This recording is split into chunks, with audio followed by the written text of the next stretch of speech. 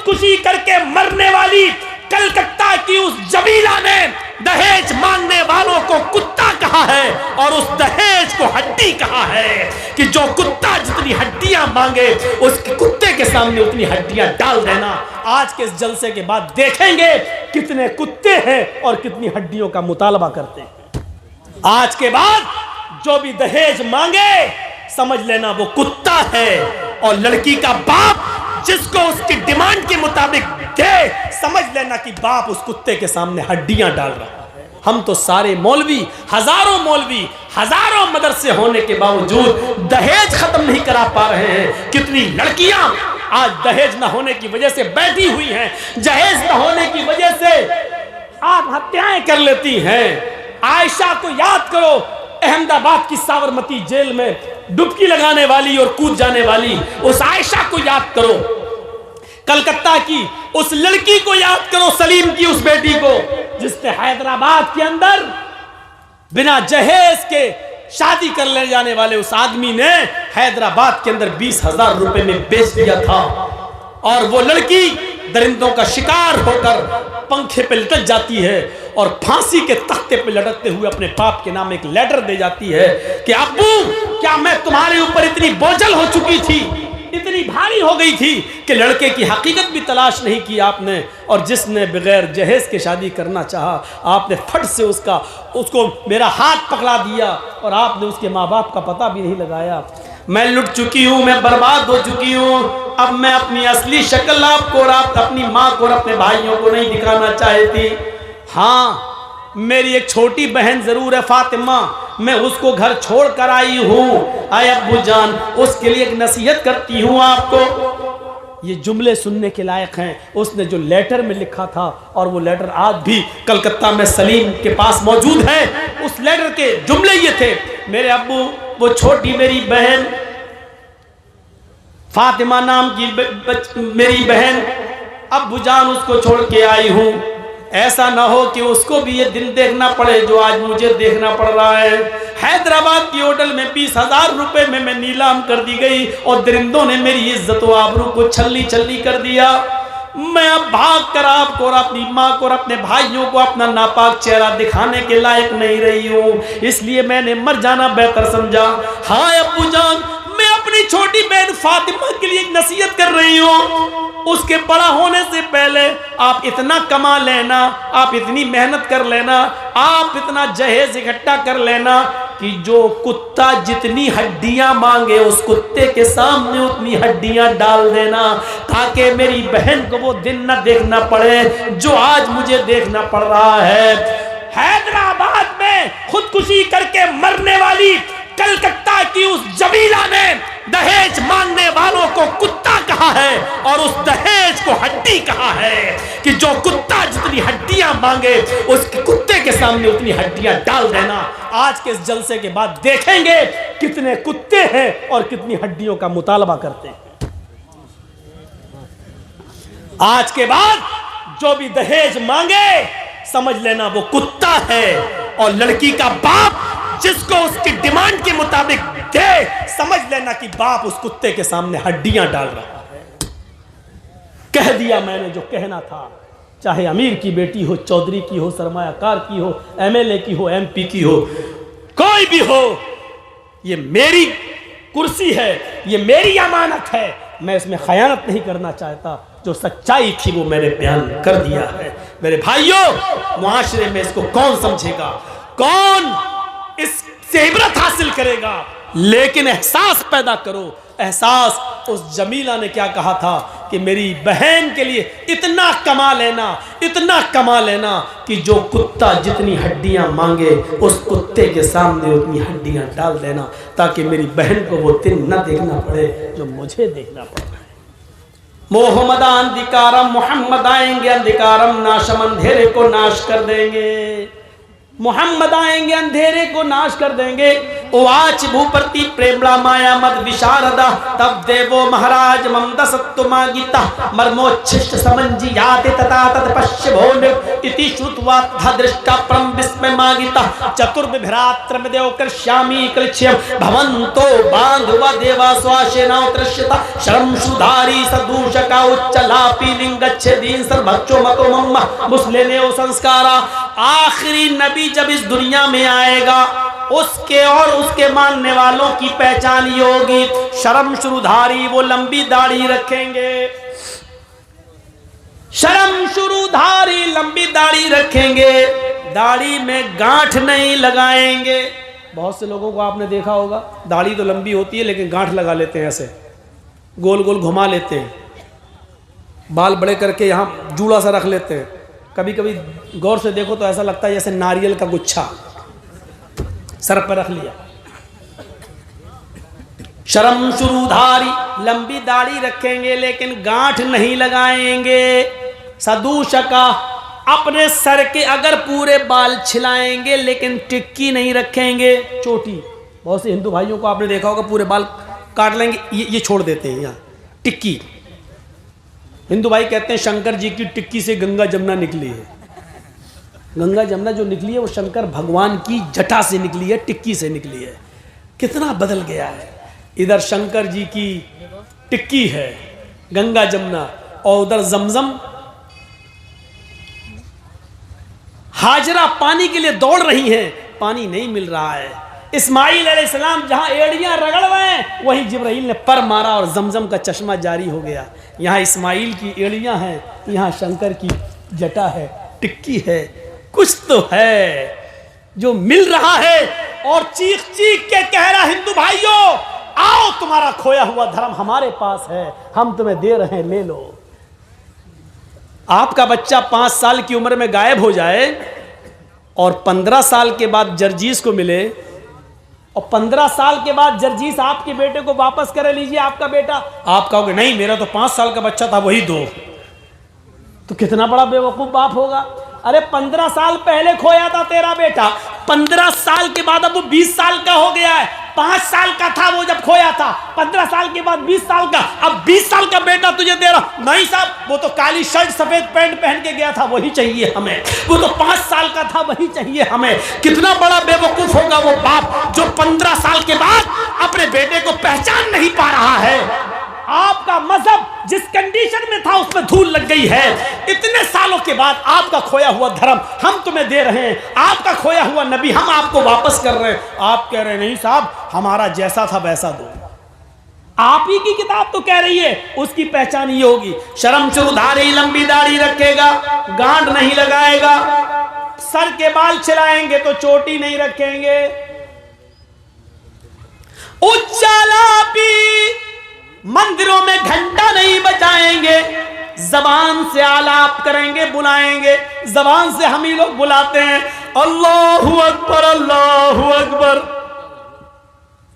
उच्चालापी ऊंची जगह पर खड़े होकर आलाप करेंगे, जबान से अजान देंगे। इससे भी बड़ी पहचान एक और बताई गई, लिंगच्छेदीन खतना कराने वाले होंगे। अंतिम ऋषि के मानने वाले लिंगच्छेदीन खतना कराने वाले होंगे। लीजिए साहब और क्या चाहिए। फिर खतना तो यहूदी भी कराते हैं, ईसाई भी कराते हैं, लेकिन आपकी किताब तो कह रही अंतिम ऋषि आखिरी नबी हो उसके मानने वाले खतना कराएंगे। और अंतिम ऋषि कौन होगा? जो चांद के 2 टुकड़े करेगा उंगली के इशारे से। ये आपकी किताब कह रही है और ये दुनिया जानती है, चांद के उंगली के इशारे से 2 टुकड़े करने वाली जात मोहम्मदुर रसूलुल्लाह की है। आपकी किताब कह रही है चांद के 2 टुकड़े करने वाला अंतिम ऋषि होगा, उसकी पहचान ये होगी उसकी और उसके मानने वालों की कि वो लंबी दाढ़ी रखेंगे, दाढ़ी में गांठ नहीं लगाएंगे, सर के बाल छिलाएंगे तो चोटी नहीं रखेंगे, ऊंचे स्वर में आलाप करेंगे अर्थात अजान देंगे, लिंगच्छेदीन खतना कराएंगे। सर्वभक्षो मतो मम्मा। और सबसे बड़ी एक पहचान ये होगी कि वो सर्वभक्ष होंगे, सब्जी भी खाएंगे और गोश्त भी खाएंगे।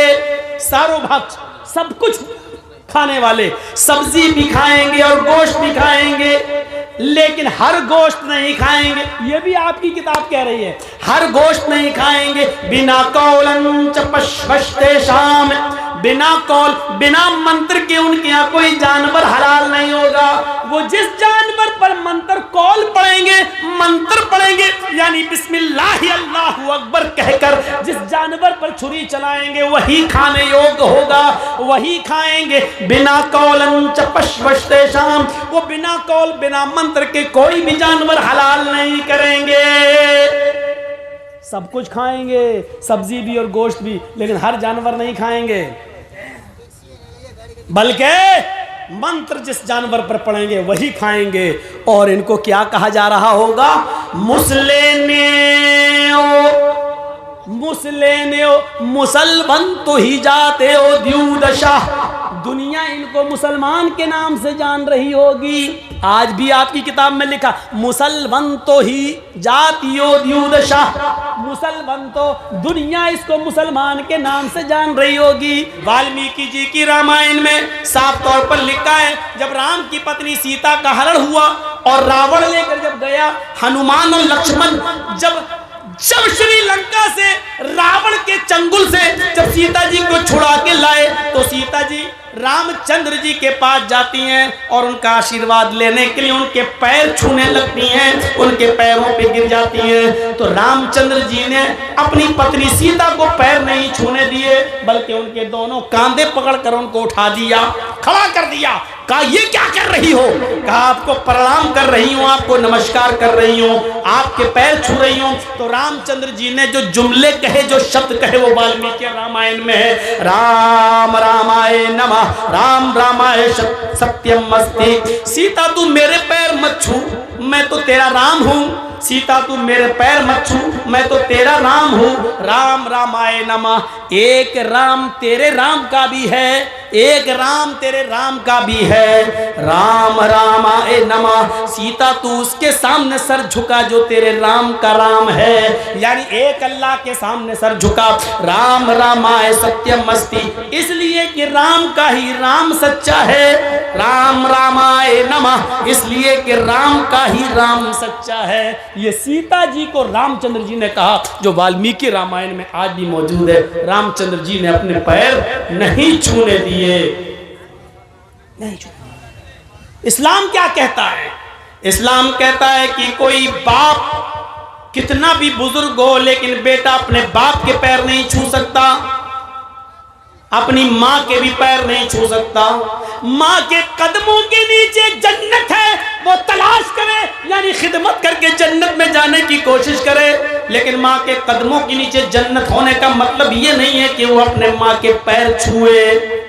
वक़दा रब्बुका अल्ला तअबुदु इल्ला इय्याह, और तुम्हारे रब ने ये फैसला कर दिया है कि तुम अल्लाह के अलावा किसी और की इबादत नहीं करोगे।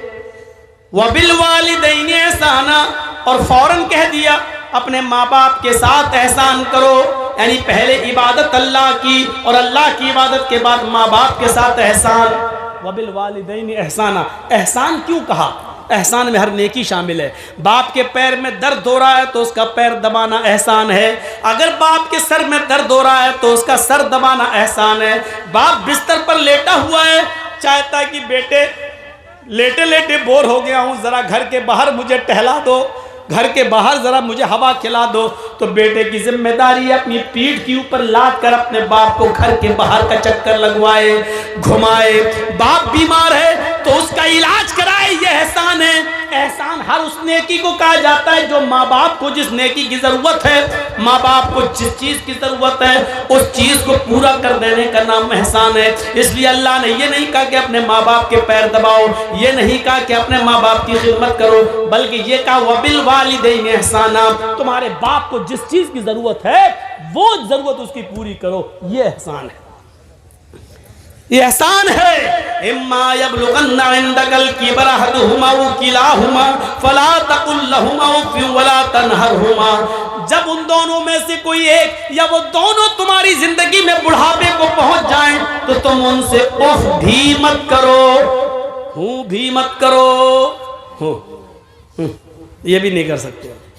मसलन मेरे बाप बीमार हैं, बिस्तर पर लेटे हैं और मैं कंप्यूटर पर काम कर रहा हूँ, बहुत ज़रूरी इंपॉर्टेंट बिजनेस का काम, और बाप लेटे हैं, बेटा जी अब्बू एक गिलास पानी ला दो। कंप्यूटर बंद किया और गए, पानी ला के दे दिया। अल्लाह की कसम सवाब नहीं मिलेगा।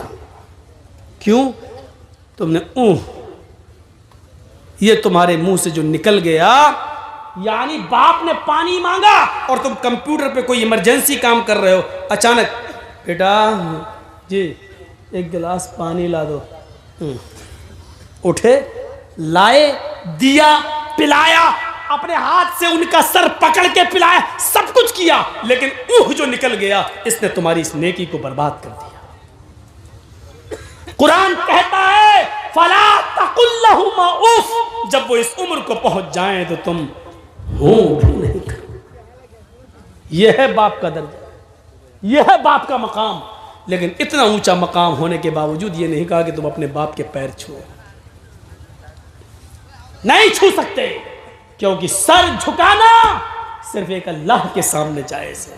और आगे यहां तक अल्लाह के नबी ने फरमाया, अगर अल्लाह के अलावा सर झुकाना, सजदा करना किसी को जायज होता तो अल्लाह के नबी फरमाते हैं कि मैं औरतों को हुक्म देता कि वो अपने हस्बैंड्स, अपने शौहरों को सजदा करें। अगर अल्लाह के अलावा सजदा करना किसी को जायज होता तो मैं औरतों को हुक्म देता कि वो अपने शौहरों को सजदा करें, लेकिन बीवी भी अपने शौहर को सजदा नहीं कर सकती है, इसलिए कि सजदा सिर्फ अल्लाह का हक है, बंदा सिर्फ अल्लाह ही को कर सकता है और किसी को नहीं। मेरे भाइयों, इस मकाम को समझने की कोशिश करो।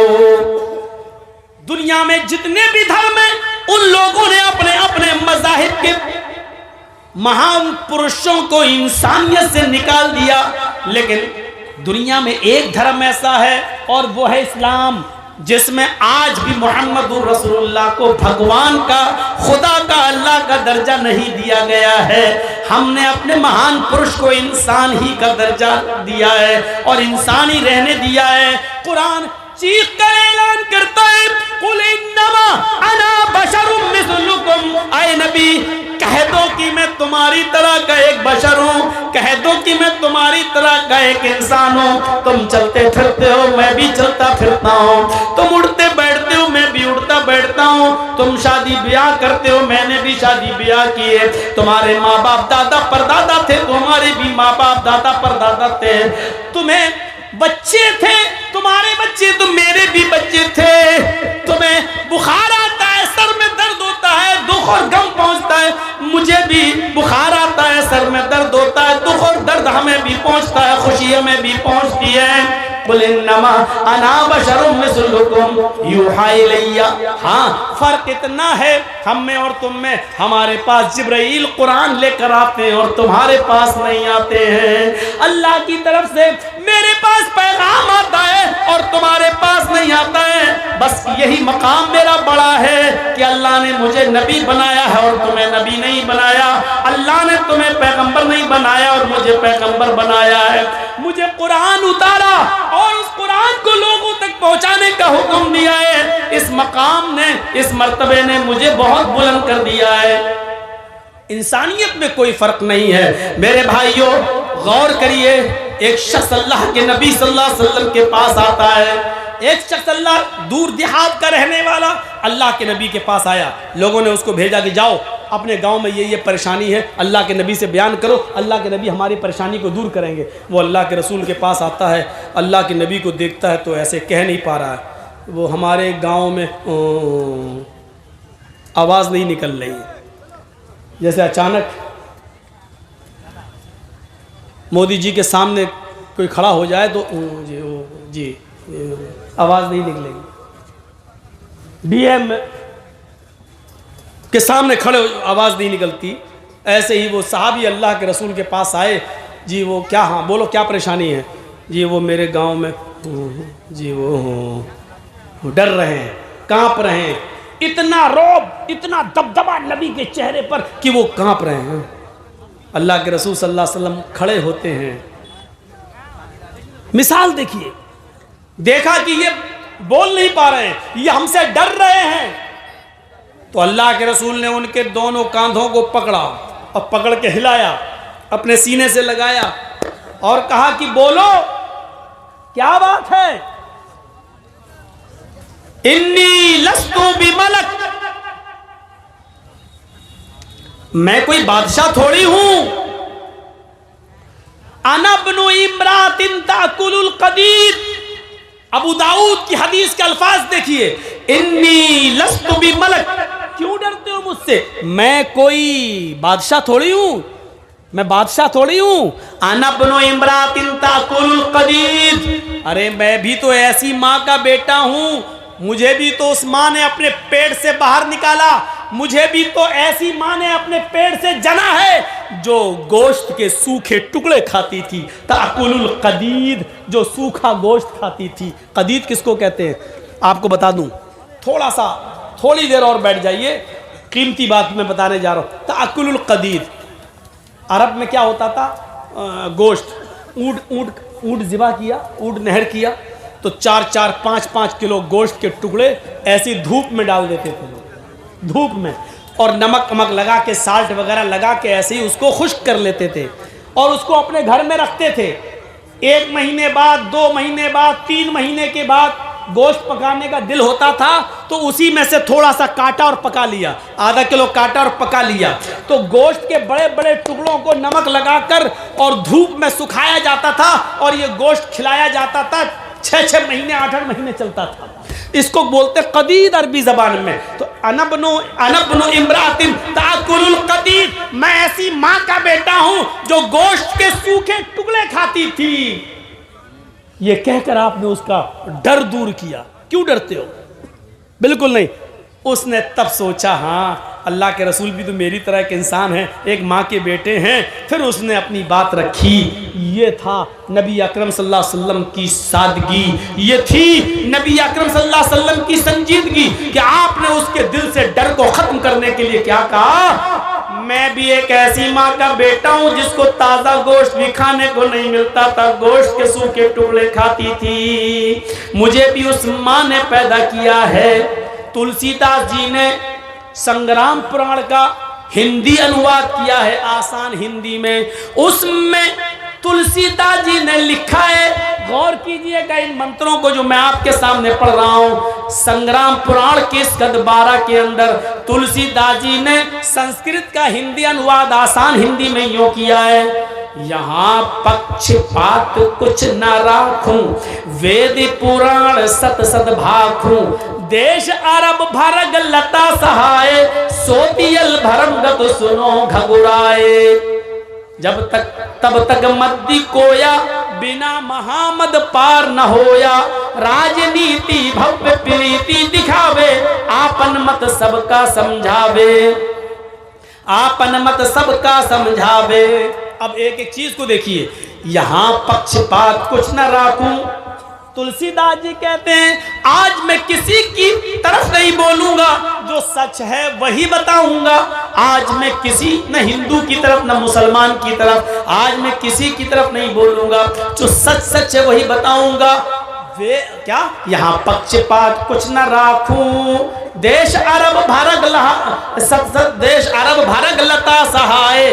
अरब मुल्क, अरब का शहर सितारे चांद की मानिंद चमकेगा, सोतियल भरम गत सुनो घगुराए। उसके अंदर अनहोनी बातें, चमत्कार, मुअज्जिज़े दिखलाने वाली एक हस्ती पैदा होगी, मुअज्जिज़े दिखलाने वाली, चमत्कार दिखलाने वाली एक हस्ती पैदा होगी। राजनीति भव्य प्रीति दिखावे, वो राजनीति करेगा, सियासत करेगा, आपन मत सबका समझावे, नरमी की जगह नरमी करेगा और सख्ती की जगह सख्ती करेगा, नरमी भी करेगा और सख्ती की जगह सख्ती भी करेगा। अल्लाह के नबी ने नरमी भी की और सख्ती भी की, सख्ती की तो इतनी नरमी की, तो इतनी नरमी की कि आपने अपनी बेटी ज़ैनब के कातिल जिसने तीर मारा था हिबार इब्न अस्वद ने, और वो नबी अकरम की बेटी ज़ैनब के पेट में लगा था। ज़ैनब के पेट में बच्चा था, वो पेट फट जाता है और अल्लाह के नबी की बेटी ज़ैनब के पेट का बच्चा जमीन पे गिर जाता है। अल्लाह के नबी सल्लल्लाहु अलैहि वसल्लम को जब इस बात का पता चला, पाए हजरत ज़ैनब को उठाया, मदीने ले गए, लेकिन बच्चा ज़ाय हो चुका था। ज़ैनब को जब होश आया और पता चला कि मेरे पेट का बच्चा ज़ाय हो गया, तो वो ज्यादा दिन जिंदा नहीं रह सकी और उसी सदमे में उनका इंतकाल हो जाता है। अल्लाह के नबी ने ज़ैनब को दफना दिया। 10 साल के बाद जब मक्का फतह होता है और मक्के में ये मुजरिम जिसने ज़ैनब को तीर मारा था, 10 साल के बाद जब सामने आता है और माफी मांगता है कि अल्लाह के नबी मुझे माफ कर दीजिए, मैं भी आपकी बेटी ज़ैनब का कातिल हूँ, तो अल्लाह के रसूल की आंखों में आंसू आ जाते हैं और कहते हैं, आए दुश्मन ज़ैनब, आए मेरी बेटी के कातिल, तूने मेरे उस फूल जैसी बेटी को जख्मी किया, उसका पेट फाड़ा, उसके पेट के बच्चे को जमीन पे गिराया, जिसका सदमा और रंज और गम ने मेरी बेटी को जिंदगी नहीं बख्शी। उसी रंज और गम में मेरी बेटी अल्लाह को प्यारी हो गई। दिल तो नहीं चाहता कि मैं तुझे छोड़ूं, लेकिन मैंने आज तक किसी से अपना जाती इंतकाम, जाती बदला नहीं लिया। आए हिबार, आए मेरी बेटी के कातिल, आए हिबार जा, आए हिबार जा, मैंने तुझे भी माफ कर दिया। आप अपनी बेटी ज़ैनब के कातिल हिबार इब्ने अस्वद को माफ कर रहे हैं। नरमी आई तो इतनी नरमी आई और सख्ती की तो इतनी सख्ती की कि एक लड़की फातिमा नाम की कबीले बनु मखजूम की जब पकड़ के लाई गई, कहा गया चोरी की है, आपने कहा हाथ काट दो। लोगों ने सिफारिशें की, बड़े अमीर घर की है, हाथ काटेंगे तो नाक कटेगी, आपने कहा हाथ काट दो। सिफारिशों पे सिफारिशें हुई कि नहीं नहीं, अमीर घराने की है, इस्लाम बदनाम होगा, हम बदनाम होंगे। अल्लाह के नबी ने कहा अल्लाह के कानून में कोई तब्दीली नहीं होगी, उसका हाथ काट दो। हाथ काट डाला गया। लोगों ने चिढ़ाया, देखो बड़े बड़े अमीर की लड़की के हाथ काट दिए जाते हैं मोहम्मद की शरीयत में। तो अल्लाह के नबी ने उसका जवाब ये देते हुए दिया कि लौ अन्ना फातिमा बिन्ते मुहम्मद सरकत लक़तअतु यदहा, वो तो कबीले बनु मखजूम की लड़की फातिमा थी जिसने चोरी की और हाथ काटा, जिसका हाथ काटा गया। अगर उसकी जगह पर मेरी अपनी बेटी फातिमा भी होती, मेरी अपनी बेटी फातिमा ने भी चोरी की होती, तो मैं अपनी बेटी का हाथ भी कटवा देता। ये इंसाफ, अदल, ये कहकर जिंदा रखा मेरे भाइयों। इसीलिए आज भी हिंदू भाइयों की किताबों में मुहम्मदुर रसूलुल्लाह को मोहम्मद के नाम से आज भी जिक्र किया गया है। इतने साल गुजर जाने के बाद भी लफ्ज मोहम्मद वो अपनी किताबों से हटा नहीं पाए। जब तक मद्दी कोया मद मानी मीठी कोया मानी आवाज, जब तक मीठी आवाज यानी कुरान दुनिया में बाकी रहेगा, बिना मोहम्मद पार न होया कोई, उस वक्त तक बिना मोहम्मद की कोई अपनी जिंदगी गुजार नहीं सकता। यानी कुरान पर अमल करना है तो मोहम्मद रसूलुल्लाह के तरीके पर चलना पड़ेगा। बिना मोहम्मद पार न होया तो उस वक्त तक कोई बुरा मोहम्मद के पार नहीं होगा सल्लल्लाहु अलैहि वसल्लम।